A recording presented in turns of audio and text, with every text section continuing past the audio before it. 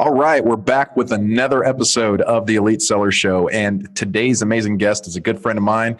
This is Ian Page with Bullseye Marketing. I've known Ian for roughly about 2 years now, I would say, through a private Amazon group with a mutual friend of ours, and I could say Ian is one of the most proficient Amazon launch experts that I've met in this marketplace.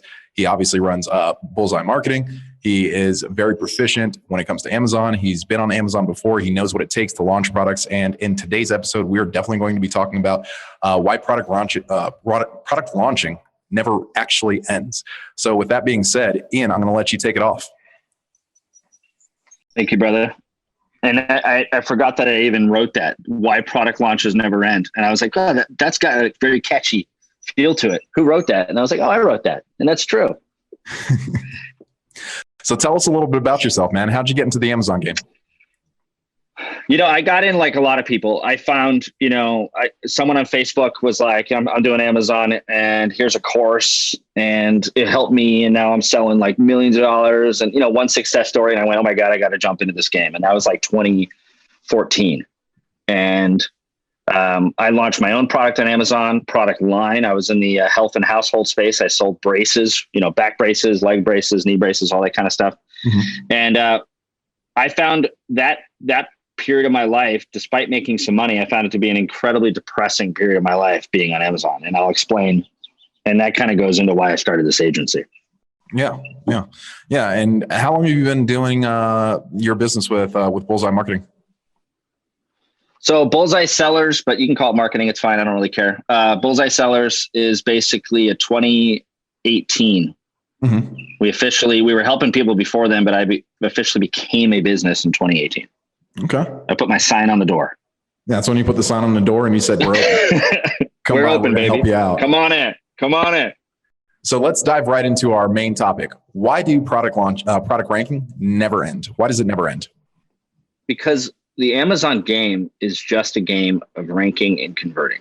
Mm-hmm. And that's all it is. Everything else is kind of secondary to that. If you're obscure, then you won't get anybody to actually go into your listing and be able to convert anybody. Mm-hmm. But if you're in top 5, top 10 position, you have a much better chance of getting more people to actually look at your listing and potentially buy your product. And then conversion is a whole nother end. Once they get there, do they actually like what they see? And are they actually going to buy it? But it all starts with getting out of obscurity. And that's what ranking is all about. And that never, ever, ever ends. 5 years in, 6 years in, 8 years in, 20 years in, you're going to be still trying to rank a product that you launched 20 years from now or 20 years ago. And that's just not going to change. And obviously ranking changes over time. People, they're definitely going to go up or down in that position on page for their particular keyword. How does one stay relevant when it comes to ranking? You have to look at your competitors. And I find it to be extremely painful when you're a seller to look at your competitors because you're always finding things that they're doing a little better than you. And you get that kind of jealous feeling, but you have to look at them. You have to on a maybe a monthly basis is good enough, maybe even weekly, but you have to take a look at what price they're selling at, their main listing images, how big is their jars compared to your jar? Are they doing 2 for 1 where you're only doing 1? You just have to continue to look at the competition so that you can compare yourself objectively and say, am I still competing in this space? Am I still competing for this keyword? Yeah. And obviously innovation over time is going to help you stay more relevant, and obviously price points, reviews, things like that.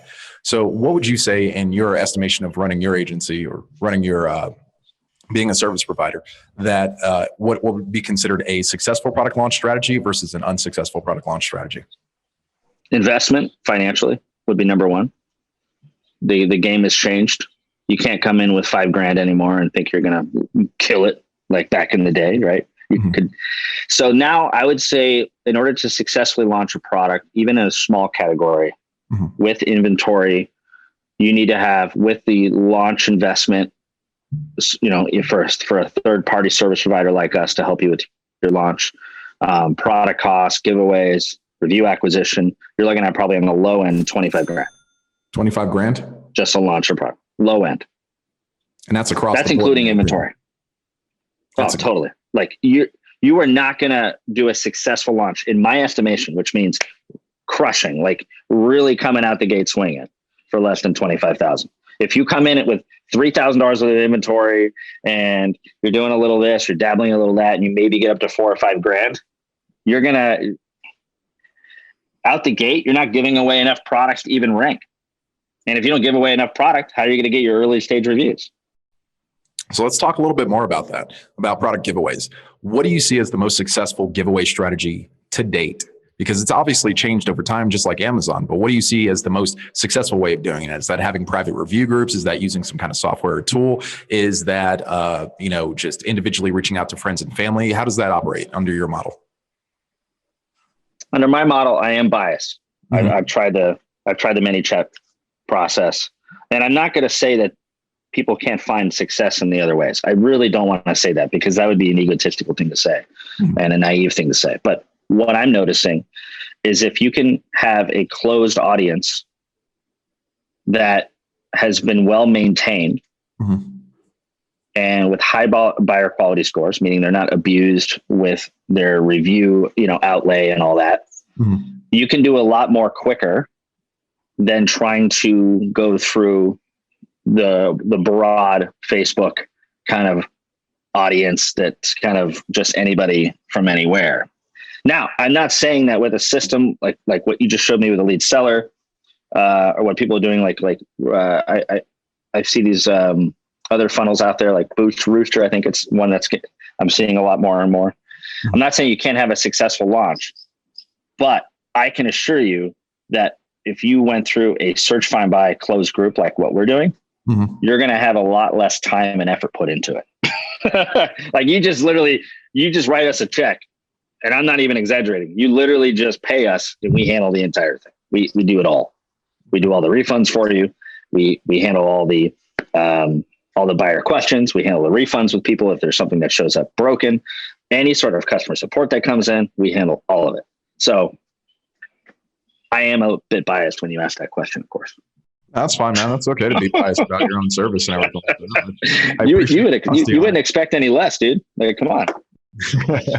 Now, one thing I'd like to factor in, especially when it comes to rebate campaigns, is the concept of buyer quality score, right? So yeah. Are you basing yours based on the buying history of the person that's going through this? Or are you basing them on their ability to actually leave reviews, how many reviews that they've actually left in the past, how long they've been on Amazon, things like that? Like all these little data points factor in over time. And obviously buying history on and off Amazon are very relevant when it comes to their ability to actually be able to fulfill these obligations. Yeah.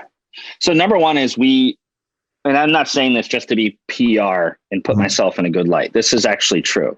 We do not sell reviews. We mm-hmm. don't. If someone tries to send me, here's a couple $1,000, I want you to get me X amount of reviews, I will turn down that. I will say, I'm not going to sell that to you because I did mm-hmm. not sell reviews.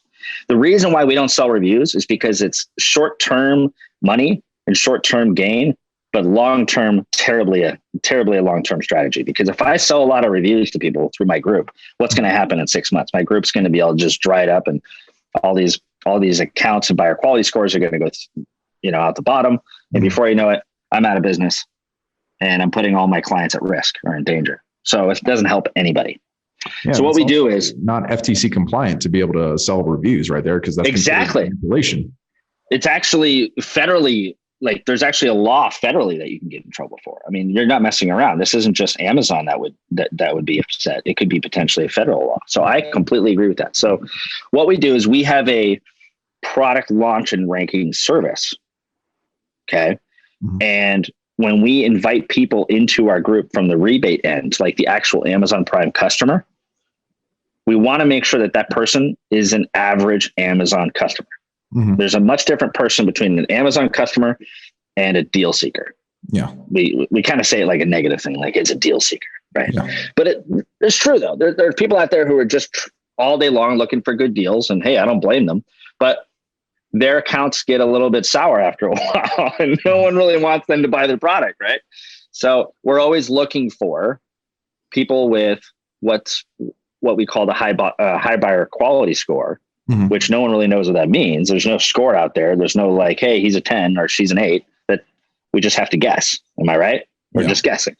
So what we do is we look for people who have a very, very sparse review history. Mm-hmm. That tells us that that person isn't being paid to review other products. If they've reviewed one thing in the last 2 months, that's a good sign. And we look for people who just buy on Amazon like normal human beings. And that's the kind of people that I like to join my group.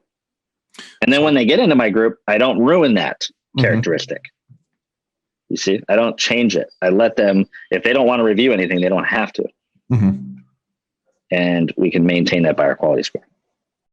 That's really interesting that you do that. So if I were to put myself in this potential like bucket, right, I can tell you I'm not an avid Amazon shopper, especially since I moved to Mexico. It's actually hard for me to get items here in Mexico because they're primarily in the States. And when I was in the States, I was like maybe once a month, once every 2 months, I'd purchase something on Amazon that I felt was absolutely needed because I couldn't find it at a local store.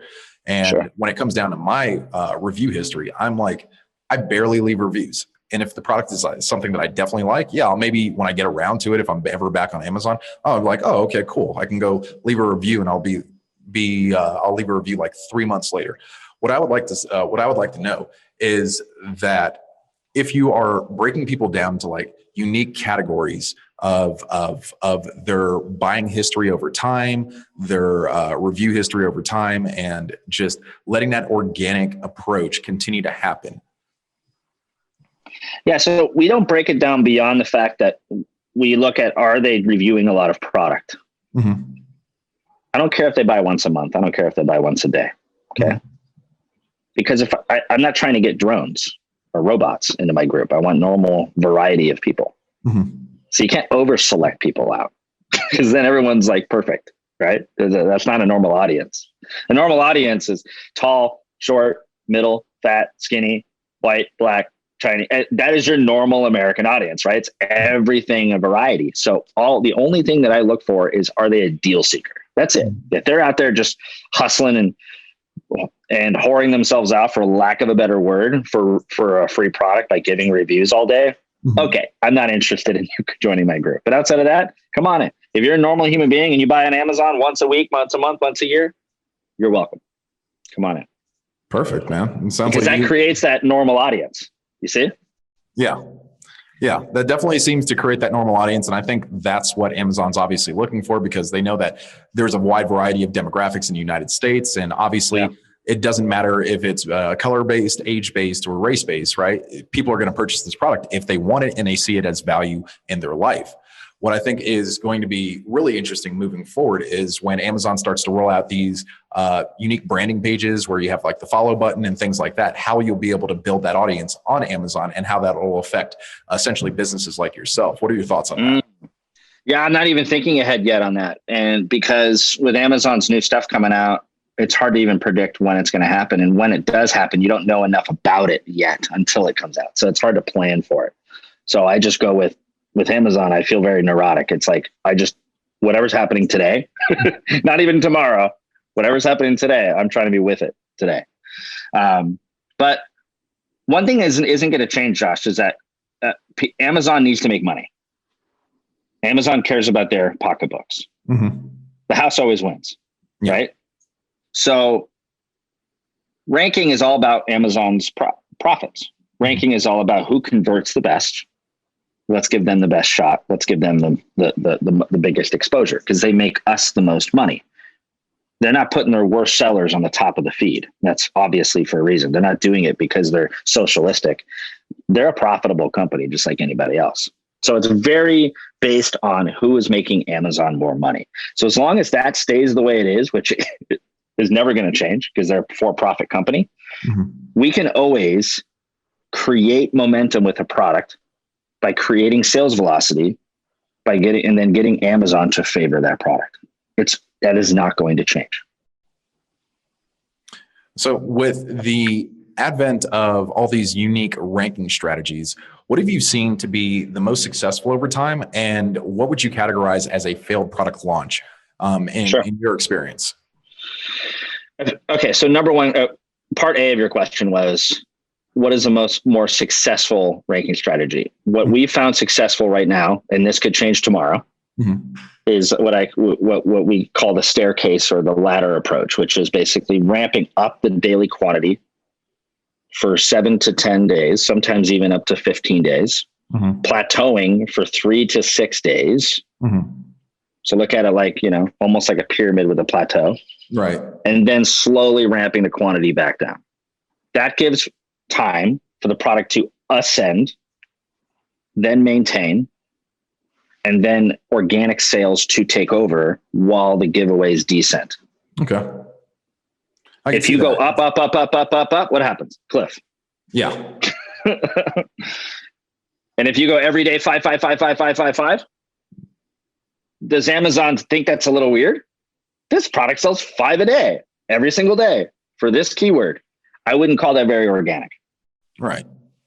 And it's honestly sounds like what you're actively doing is trying to mimic as much organic behavior on Amazon with ranking strategies than just trying to be this monotonous, consistent. We're only targeting 5 keywords. We're going to go after these. We're going to give a certain number of rebates or promotions a day at these. And we're hoping and praying and having our fingers crossed, assuming that these are going to convert. And then great, we're here today on page 1, position 1 for this keyword. And then we're gone tomorrow because we didn't have anything to replace that because we didn't diversify enough.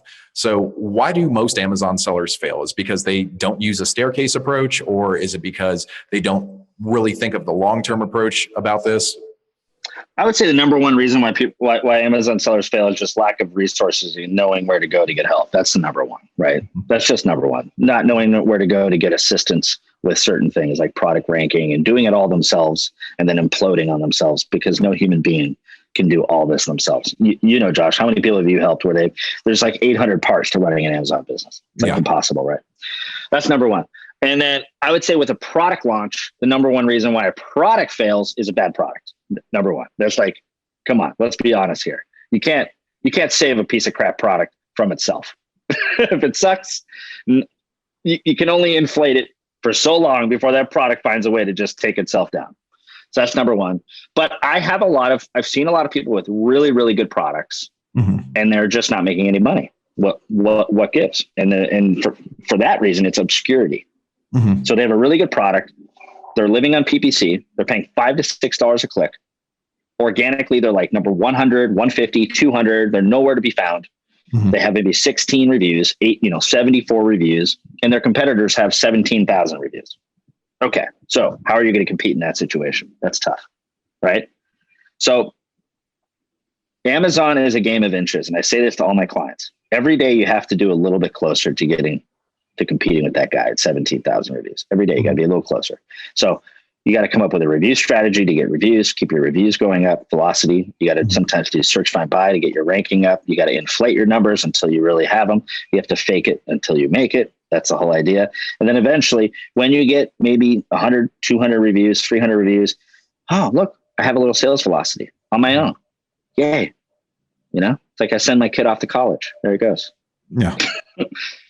And then over time, that is going to build on itself. And it's kind of like nursing a kitten. You got to keep nursing it until it kind of runs off on its own and it can hold its own weight. So there's no quick sprint to number one. It is a long game of inches and constant investing and tweaking. And that's why our agency has relationships for life, because I know people are going to need help tomorrow. They're going to need help in 3 months. They're going to need help next year. And I'm going to be here for them when they do. And so is my team. Yeah, because this is what I've noticed about just working in the Amazon space is that Amazon itself as its own company has actually spawned off multiple other companies. And it honestly has its own like unique economy based around Amazon for helping Amazon sellers get the results that they want to get on their platform. And I would like to know, in your expert opinion, when a product fails and people try to essentially give it CPR and boost it back up, what do you see as the most beneficial re-ranking strategies? Is it the staircase model? Is it a different aspect? Like, how do you go about tackling that? Because I've had so many Amazon sellers come at me and say, hey, Joshua, can you help me relaunch this product? And some of the products I honestly will have to turn them down because to me, just looking at the competitor analysis, it doesn't seem worth it for them, and it's going to be financially just dead weight. Yeah, I got to admit, there's plenty of times where I go, if I did an analysis, I'd probably give them that CFO answer too, right? Hey, you should cut the cord on this. This is a loser. But I'd like to also give people another try before we do that. I like to go, let's give this one more college try. Let's put some expert opinion in this thing. Let's look at your main listing photos. Let's look at your price. Let's reevaluate this from another set of eyes. Okay. And I would say the best strategy is lower your price as low as humanly possible. Make sure your listing photos are converting. Make sure they're selling. Okay. Don't be overly conservative with your photos. People are so scared of being shut down by Amazon that their photos don't say anything. Their photos are boring. They don't sell. Come on. You got to sell a little bit here. You got to be a little bit, you got to give a before and after here and there. You got to show that the acne is now gone. You have to show that, look, this guy stands up straight now and he didn't before. You have to do those with your photos. Right? So photos, price, and then picking the keywords that have the best chance for converting based on the titles, the bullet points, like the main keywords. And then, giving away a bunch of product and getting the velocity back up. And if the price is right and the listing photos convert, you might be able to give that product a second chance. So are you also going in and diving into the listing? Are you diving into the title? Are you taking care of some keywords on the back end, taking care of the A+ content, all the other stuff? The amount of unpaid work that I do sometimes, I should start billing for all this stuff. And we do sell things. We do obviously sell keyword indexing, keyword work, and listing optimization of photos. But I give so much free advice because I want the campaign to succeed. I'm so invested in my clients. Even if they only give me $500 as a consulting fee for the entire campaign, I will spend hours with them to try to make sure that thing succeeds, because I get so freaking emotionally invested in these campaigns. At times it almost, I know what that feeling's like. It almost seems like you care more about their success than they actually care about their success. But absolutely. You have to have that separation, it's just like, okay, if you're not going to put in, it's a relationship, honestly. Like if you're not going to meet me at the 50-yard line, what are we doing this song and dance for? So it's like, put up or shut up, that's kind of my viewpoint on it. And I go back to my original mission statement, which is I wanted to create an agency that was there for people. When I was an Amazon seller, I felt very alone. So I always want to keep that human one-on-one approach. Okay. My services are going to change over time. Things are going to change. Our platforms are going to change. Our dashboards are going to change. But the one thing I want it to be a constant is that we're always a Zoom call away all the time to help our clients. And we're not going to charge them every single 30-minute conversation we have with them. Okay. We're not attorneys. Yeah. Well, you could be. You could ask for that. Hey, yeah, exactly. So search, find, buy ranking it's funny because people are constantly thinking like, are we still doing that? Is that still a thing? Like, because Amazon changes so quickly that it's like, we were doing that in 2018. I thought that would be gone by now. And it's like, actually, it never went away. It still works really well. It's always been there because Amazon's been a giant search algorithm since day one. Even when it was selling books, you search for the book that you want, you find it, then you proceed to buy it. It's like their baseline model. It's like saying, so SEO is still a thing with Google. Like, is that still actually important that you're on page 1 instead of page 8,000? Yeah, that's still important. So I want to talk about the off the beaten path ranking strategies that either service providers or platforms or software or agencies provide. What are your thoughts on Blackhat tactics and how have they changed over the years? Yeah, so the main thing that's changed over the years is review acquisition strategy. And there's less and less Blackhat stuff. People are getting smarter thanks to groups like NDS. People like Brandon Young, Seller Systems, he's really level headed and he really tells people don't mess around with that crap, right? So there's less and less people out there looking for crazy ways to get ahead, which is good. Now, with that said, there's still your 1-2% out there who are doing crazy rank strategy and stuff like that. And I would say it's all short-term gain, but it's not a long-term business strategy. Like you have to run this like a company. You have to run this like you're being watched at all times because you are. And I like to say everything is gray in the middle and it's hard to be totally white hat and get out of bed in the morning. It's really hard. Especially when you see all the competition out there, but try to be as light gray as you can and don't hurt anybody and don't do anything reckless and stupid. And search, find, buy, in my opinion, is a 2 out of 10 on that scale. Yeah. It's a 2 out of 10. It honestly seems like the competitive nature of Amazon fuels the Blackhat industry, similar to the way that, like in competitive sports, where one player wants to get ahead by taking PEDs. Yeah, So exactly. it seems like one hand washes the other. And with that being the case, since Amazon's such a global economy, where does like foreign marketplace interference actually factor into product launch strategies? Oh my God, massive. I know I answered that very quickly, but that's the first thing on my mind. It's the first thing on my mind.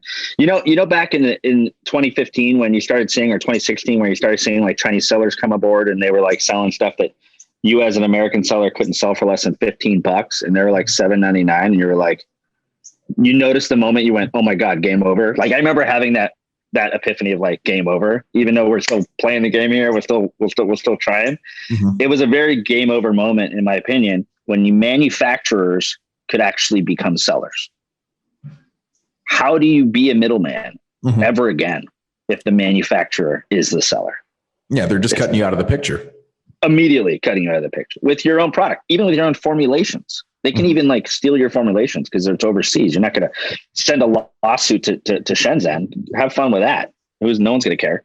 So my answer on that is there's a lot of American opportunity for American sourced products. And made in USA is a real thing. It's great. And people pride being American, pride selling Americans. And you should play the game of selling American because it's actually something people are looking for. But people are putting it on titles now. American sourced, made in USA. Skincare, supplements are all made in America.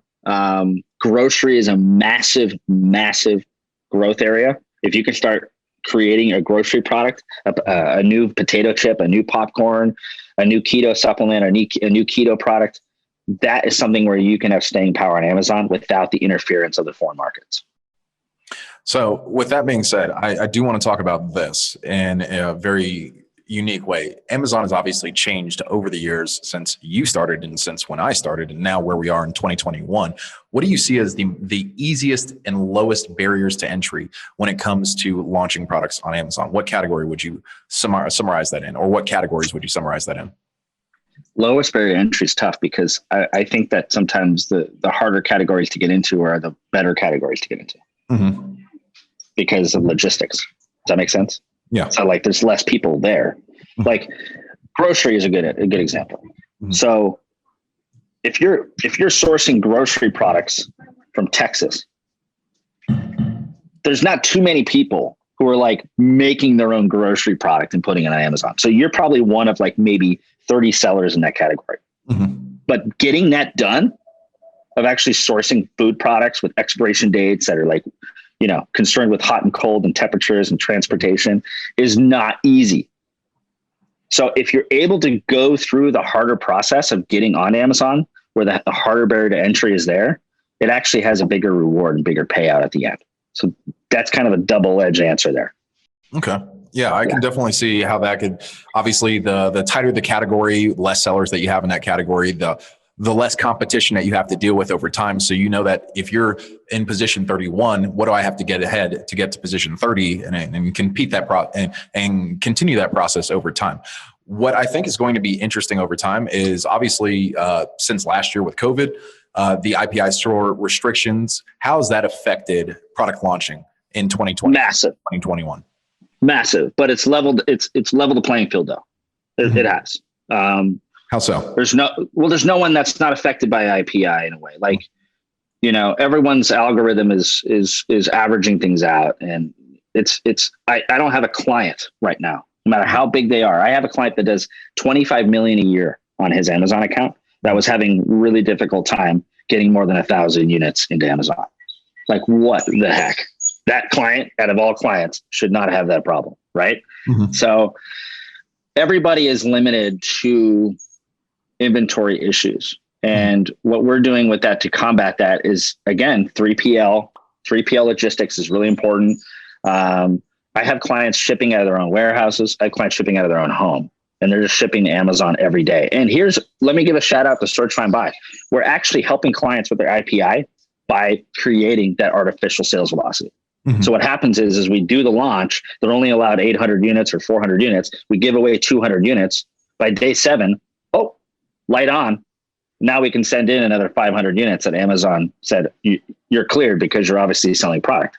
So search, find, buy can actually help you get more products sent into Amazon. You just have to have a 3PL or somewhere close by that can ship those in right away when you're ready. Or you just have to have a big enough garage and enough dedication and several kids. Yeah, or like a really good like VW bus, either one, right? Or like, maybe an RV, something like that. Just make sure you're ready. Yeah, if you have a large family, put the kids to work. Hopefully it's summer vacay and just like, hey, let's go. And you want to earn some money? We're going to do it the hard way. You're going to stuff boxes and put stickers on stuff. We're about to ship some stuff out. So yeah, that's right, exactly. With 3PLs being so important in the product launch factor, especially when it comes to new Amazon sellers, with the restrictions on that, how do they manage to maneuver that and also keep their finances in place to be able to order new inventory? Because some Amazon sellers are, especially when they're starting out, they're still coming in with this mindset that if I have $5,000 in my bank account, I can become a millionaire in a year.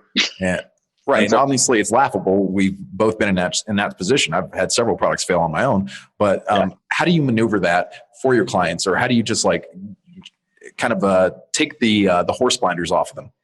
I feel like the horse blinders come off very quickly on their own.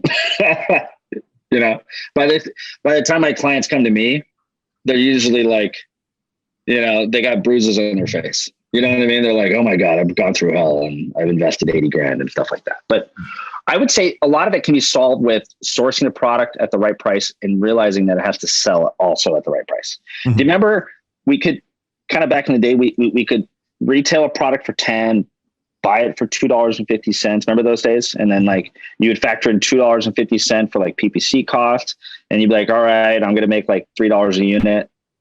I remember those calculations where it was like 25% for PPC, 25% for margin. You can't do that anymore because you have 3PL costs, you have shipping costs, you have tariffs from overseas. So now if you're going to buy something at $2, you better sell it for at least $17.99 to like account for all that financial stuff that has to do with it. So the answer is this: get a product that makes more margin, but make the product your own and make it unique enough and make the branding so freaking good that you're able to get that price. That's the key. Take your branding and marketing to the next level. I have a client that sells in men's beauty. Who would have thought that paradox is a thing? It's a growing category, men's beauty. Us men, we like to be beautiful, right? I remember last year when we launched our first product together, he launched it for $38. And I was like, you're nuts. No one's going to pay $38 for some skin cream, especially dudes. Like, not going to happen. $8, $12, that's more like it. A year later, the dude's doing 7 figures. Every single product he's launched, which is half a dozen now, is profitable. Every single one of them. And he's still selling everything from between $32 and $40 because his branding and his packaging is so awesome. Yeah. It's such a good job at adding value that I went, he's like the Gucci of Amazon, Mm-hmm. So that's the solution, is making an incredibly good quality looking, feeling, everything about your product has to be top notch. Then you can actually make some real money on Amazon. And I'm sure that he's absolutely killing it when it comes to his photography, because men's beauty, you definitely have to show before and after. You're obviously selling the image of this is where you are. This is what you'll look like. I can tell you like this, man, on Facebook, I'm definitely getting targeted by Lumen, which is men's skincare treatment system, whatever it may be. But what I find really interesting about that is that in his unique case, he's obviously sourcing products from America, because if you're going to sell anything that's beauty. No, Korea, because Korea is the number one source of beauty products in the world. Okay. Learn something new. I won't give you any more information than that, but Korea. We'll talk afterwards. Yeah.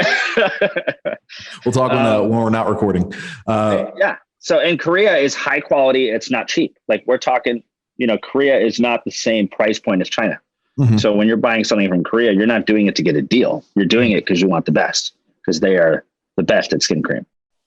So then that definitely goes into a logistics factor when it comes into the Me Too products on the Amazon marketplace, right? So do you want the cheapest or do you want the best? And how are you going to compete? Obviously, if you're getting the best product, what do we need to do to maintain that we're the best and convey that we're the best? And how does this all tie into product ranking over time? Great question, man. By the way, really good question. The answer is the cheapest is impossible. It's done. That game is over. Yeah. If you're not a manufacturer, you're not going to sell it for the cheapest. So don't play it. Mm-hmm. If you're over there literally like hand molding things, okay, maybe you can play that game. But I don't know anybody that's actually making their own product, right? So the answer is all that's left is the best. That's it. That's all that's left. You have to be the best. You have to look like you're the highest end. Mm-hmm. You have to have the best reviews. You have to have the best photography, the best Photoshop work. Everything about your product has to be incredibly sexy and sell better than anybody else. And then you can get that premium of $10 to $15 and not play the game against the overseas markets. Mm-hmm. So that is the answer. And it costs more money. It just does, man. $5,000 ain't going to play that game. You got to come in with a lot of money, big investment, and you got to be able to put your money into everything. You have to be meticulous about your photography. You have to be meticulous about your listing, and that takes money. Yeah, it definitely takes a lot of money. We can definitely go down the wormhole of like funding sources and whatnot. Of how to actually even get started in the Amazon game. What I think is unique about this particular client that you're talking about is obviously they put a lot of time, energy, and effort into it. Is that time, energy, and effort conveyed into a different launching strategy when it comes to Amazon? Like, are they going to need to do as many rebates or as many giveaways or is it just going to be like a whole lot less since the quality of their product is even better than everybody else? It obviously should stand out from the crowd. I would imagine that they'd actually have to do less versus more. I wouldn't know because this person's listened to me from day one and he's always done everything I told him to do. Mm-hmm. And that doesn't happen a lot. Some people take 5% of my advice and I don't blame them. Mm-hmm. He took every single thing I told him to do. So every product launch was search, find, buy. Mm-hmm. We always hit at least 8 keywords. Mm-hmm. He used my quantum launch service, which I haven't even talked about yet, which can help you get reviews. Mm-hmm. So he always gets his early stage reviews, and we got systems in place for automatic review acquisition from happy customers. We have everything in place because you can't rest on your laurels. Even if you're making $20 a unit, you still have to put the work in. So I do think that I don't think it propels itself because it's a really, really amazing product. I feel like you have more money to play with to do all that extra stuff with the units you're selling. That's the difference. So if he sells 1,000 units, he has more money to play with than a guy who's playing at the bottom of the scale price point. That guy's got $1.50 to play with. So what's that guy going to do with his photos? What's that guy going to do with his rank strategy? He's going to be cheap because he makes $1.50. So that's what's great about selling expensive products and doing a really, really good job at it is when you hit your stride, you do have money for your marketing budget to do all these kind of things. Yeah. I can see how that could be beneficial. I think one of the things that needs to be discussed, especially when it comes to product ranking, especially with rebates and giveaways or whatever kind of service that goes out into the ethos of the Amazon sphere, is the efficacy of these services. Like a lot of people, a lot of Amazon sellers, they'll say to your face, like, "Hey, don't do this," but then behind closed doors, they're actively doing that. Or Amazon will say, "It's like we really don't endorse these kind of strategies." What are your thought points on something like that? Let's just say on behind closed doors, everybody has their morals and ethics, right? Mm-hmm. And no one's going to admit publicly that they're doing anything that is black hat or doing anything that's a little odd. And I don't blame them. I have a public facing business and all my services I have to promote. So I can't really have I can't really have something different that I'm delivering in the back end than I promote in the front end. Mm-hmm. But I find that there's a lot of gurus out there that say one thing, but when I talk to them on the side, they're doing something a little bit different, So I would take good advice, hold on to it, do something with it. But when it comes to people's morals and them talking down at certain things, I would kind of take with a grain of salt and just go with your gut as to like what you think's right or wrong and trust your own judgment. So what does it take for an Amazon seller to actually be successful on Amazon in 2021? Coming in from the gate, like never started a product ever in their life from zero. Yeah, from zero, no experience. They have a bunch of money saved up. You know, they're assuming that they have like all their debt paid off, and you're just like, look, man, I'm tired of working my 9 to 5. This thing sucks. What does it take? I would say there's 2 ways you can look at it. If you're coming in because you are from an industry that you have resources and access to that will give you a good product, like I have a client that owns a steel company. So he makes his own products. It's in the barbecue space, steel, griddles, things like that, pans. Yeah. So that's the kind of guy I'd go, okay, you're a perfect candidate for Amazon because you own a steel company. You can formulate your own products. You have the finances to do it. That would be a winner that I'd say would be a perfect person to come into Amazon. Another would be someone who can really, like on the other side, someone who can pour over the data. If you're like data geek, you've done really well with crypto. You've done really well with investments. You're actually the kind of personality that would do very well with finding niches on Amazon and exploiting them. And I actually have clients like that too, who are just total data geeks, and they will come in. They were the first ones to sell PPE. They were the first ones to sell rubbing alcohol. You know what I mean? They were there before anybody else. And those are really successful Amazon sellers too. So there's really 2 type of sellers that I think succeed in today's age: the data geek and the one that already had an offline strategy that they come in with leverage because of that, because of that organizational connections that they already have. Those are the 2. Yeah, so somebody that's already has entrepreneurial endeavors, or somebody that hangs out in Wall Street bets all day and totally messes around with hedge funds. Those are the kind of people that you definitely want. So obviously, those are my favorites, man. Those are my favorites. These aren't your mom and pops from the 1950s that came out of college and bought a house or something like that. I feel like there's a space for them in Amazon, but chances are they'd have to they have to run themselves through the mud in order to understand what it actually really takes. Because again, I've had several products fail on Amazon, and it definitely can be exhausting. But when you reap the fruits of your labor, it's just like a night and day difference. It almost gives you that glimmer of hope at the end of the tunnel, so you don't have to feel so alone in this space. Exactly. People are going to fail. They're going to fail. Everyone has a hero product. I haven't seen anybody who doesn't. Everybody has 1 or 2 heroes. So if you're making $1 million a year, you got one product selling 600 of it, right? That's just very common. And then they have 6 other products that are selling the other 400,000. So if anyone out there feels like, why do I only have one really great product? Realize you're not alone. Okay. I've seen a lot of it. And another thing is you could have thought everything through and it still fails. It's okay. It's okay. Just like the stock market, you could swear that market's going to go down and you're going to short it, and then you lose your butt and you were wrong. You didn't see something. It happens. So you have to kind of be willing to be calloused and take some bruises and take some hits to stay in the game long enough to get that hero product that'll propel you forward. And that might be your first product, might be your 10th product.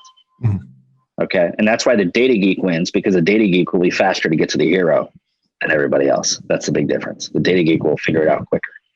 And then the strategy guy, the guy that came in from the steel mill that has connections in the industry, or the person who already owns a manufacturing facility, they can just kill everybody by price because they have the logistics worked out. So it's either intelligence in regards to like the stockbroker type, or it's the person who already has the strategic edge. Everyone in the middle, which is probably the other 90% on Amazon, they're having a hard time. The struggle is real, my friend. The struggle is real. Yeah. So with that struggle being real, when does somebody know, like in your estimation of dealing with clients, when have you ever actively told a client, like, look, you honestly should just throw in the towel off of on this product because you are going to hemorrhage cash. Your business is already on red. Why are you continuing to throw money at this? Would you say it's stubbornness, or would you say that they're almost at that precipice where if they fix this product, it could change their entire business? Like, how do you go about evaluating that when it comes to ranking strategies or re-ranking strategies? It's funny enough because I've actually told like 3 or 4 people in the last year, you need to actually take it out back and shoot it. Like I say it that way. I don't want to mince words. Like take that product outside, get some dynamite and blow it up, because that's the best thing you can do. Maybe someone will feel the warmth from it and get something out of it. And they're like, ha ha ha ha. And I'm like, no, you don't get it. Okay. You don't get it. This product is going to ruin your life. Get rid of it. And then none of them listened to me, which is interesting. They just kept going. And I think it's kind of like the Vegas mentality. You go into a casino with $1,000. 3 hours later, down negative 2,000, and you're at the blackjack, and you're just waiting for that hand to get you back to positive 1,000, so you can walk out of there break even. But it never happens. 5 a.m, 6 a.m, you're down $8,000. It's the same thing. It's honestly sad. Hey, you're asking the depressing questions, man. I'm just trying to give you the truth over here. I'm trying to tell you the truth. You're putting it out there. So obviously with that, I'm telling people that, hey, you should pull the plug on it. When have you ever seen a client that has come to you, and we're going to do the inverse of this question, where they haven't launched a product, but they want you to help them evaluate it to see how well it's going to do in the marketplace? How do you go about that? Oh God. I mean, on a weekly basis. I mean, we're launching products every single day. We're doing, I think, one product launch a day right now, every day, which is awesome. Someday it'll be 10 a day, but right now it's about 1 a day. And each one of those looks at me like, you got any advice before we, start spending money on this thing? What I'm amazed by is most of them are pretty educated these days. A lot of them are Inner Circle members. A lot of them are MDS members. A lot of them have already launched 10, 12, 13 products, and they surprise the hell out of me. They came in and they go, okay, so these 16 keywords, they have a search volume, the BSR, competitors, price point. I think I'll make 16.4% margin on these. I'm like, okay, you got your stuff figured out. But at the end of the day, they still want a separate pair of eyes on it. And I always go, I see all your data, but your second listing photo kind of sucks. And I like to show the obvious. Like, you really did a good job with your data research and all this kind of stuff, but you kind of forgot about that listing photo. It's pretty bad. So I'll help them out. They'll switch it out, and then we'll launch. It's always something like that, a little tweak. Yeah, I've definitely noticed that in my private line of work before being with Elite Seller, that always having that second set of eyes is better. And even when I do my own work, somebody's looking at it and it's like, hey, give me feedback on this. How can I improve this? Do you see any errors? Are there any corner cases? That I forgot to dot an I or cross a T? What I think is going to be the most interesting is ranking strategies moving forward. So what do you foresee as a ranking strategy moving forward? Is search, find, buy always going to be on top, or is it going to switch more to PPC? Is it going to switch more to having that branded feel? Is that what's going to be the future of ranking strategies? Oh man, that's tough. Seeing into the future. Look into exactly. I'll tell you the future. I would say search, find, buy can't go away. It might change. The process might change, but maybe you have to be craftier in a couple of years. Maybe your buyer pool has to be replaced more often or something. But you're always going to have Amazon's pocketbook is what all that matters. So you have to have the higher converting product, and you have to sell more to be at the higher position. I just don't see that changing. What other things might change? People are getting into like offline, driving traffic from Google, driving traffic from Pinterest, referral links, affiliate link. I see all these complications and things coming in. People want me to do, and we'll do them. I'll do it. If someone says, hey, I really want to try this Google thing, let's throw 200 giveaways at it, I will do it. I will happily do it. I'm not an egotistical person. I go, let's give it a try. I'm happy to see if it works. But a lot of those things I found have come and gone, and stuff that I was seeing last year is already gone. Like people tried it and it didn't work. And the one constant is search, find, buy, and purchase. That's the one constant that hasn't changed.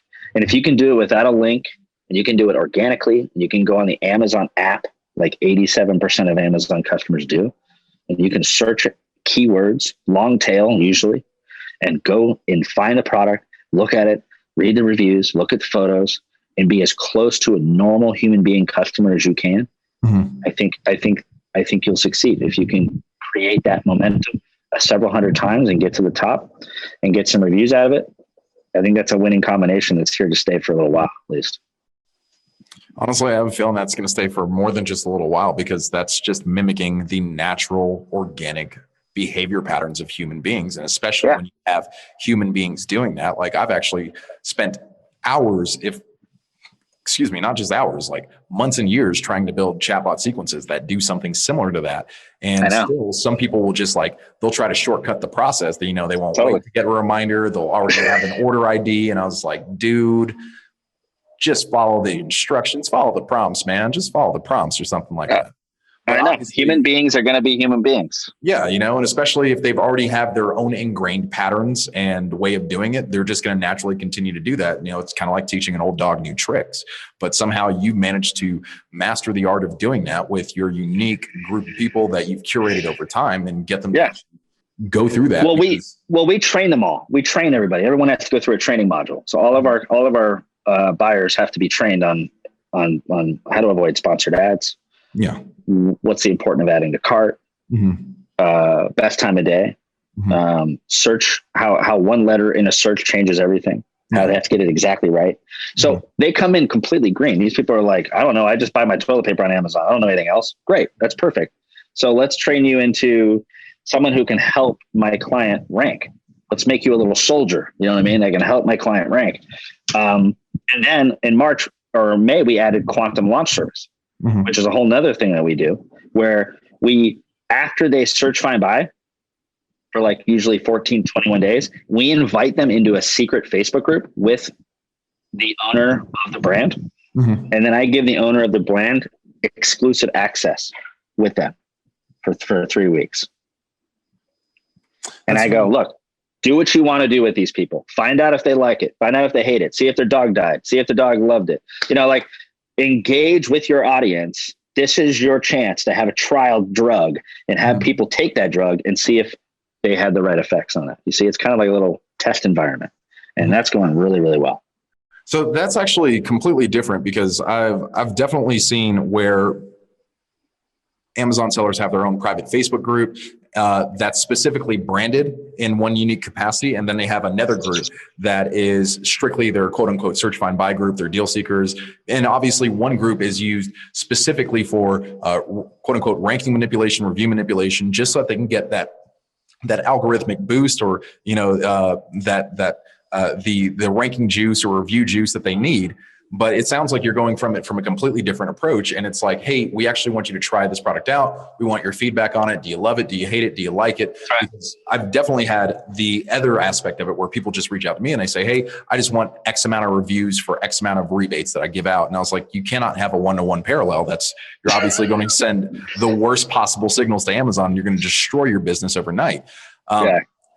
How did that come to creation for you? And why do you see that as beneficial for ranking strategies? Well, I wanted to give my client that second part. The first part is ranking with a new launch. But we're just talking launch here. I'm not talking existing products with a bunch of reviews.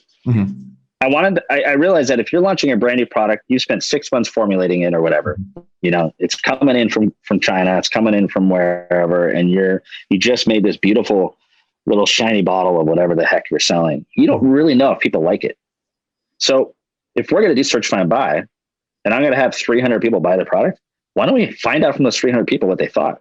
So we actually tell our people, you need to engage with the brand owner. It's your job. You got a free bottle of goo for $30. Your one job is to then engage with the brand owner. If they say, did anyone here like it? Was it a good sunscreen? Did it handle your eczema? Did it answer? So they do. And it's amazing to see. I'm getting screenshots on a weekly basis of these groups and people just showing videos and sharing with the brand owners. Some people are saying, you know what, this is actually not working really well. It tastes horrible. And my clients are saving thousands of dollars finding out now before their product's been live for a year and has 3.5 stars on Amazon. Right? So the quantum launching service is, and here's another thing. We have so many new members coming to our group every single day that every one of these Facebook groups is a totally different group of people. Never the same group twice. Okay. Where if you're a brand and you create your own group, come on, how big is that group going to be? It's just your products. Yeah. Maybe 800 people. So because we have constant products moving through the shop every single day, we can always have brand new blood for our brand owners to talk to. Well, with that being said, we'll wrap up this call. We have Ian Page right over here. Ian with Bullseye Sellers. Thank you for being another guest on the Elite Seller Show. How can people get a hold of you? They can find you on Facebook. They can find you. Where can people find you? Smoke signals usually work. The bat call, the Batman call. Oh yeah, that's all good too. A lot of people will find me on Facebook Messenger. I'm pretty easy to chat to there. Mm-hmm. And then another place is by email, which is ian@bullseyesellers.com. And that's not spelled with 2 I's. Okay. It is the right way to spell Ian. I-A-N. Awesome. Thank you for joining us on another episode of the Elite Seller Show. Again, Joshua Porter here, the host of the Elite Seller Show. Head on over to www.eliteseller.com. Try out our 14-day free trial. Make sure you put in the code word Josh15 and you can select your plan. You just apply it right there, start right away. And we want you to start running your Amazon business like the CEO that we know that you are. Thanks for having us. Mm-hmm.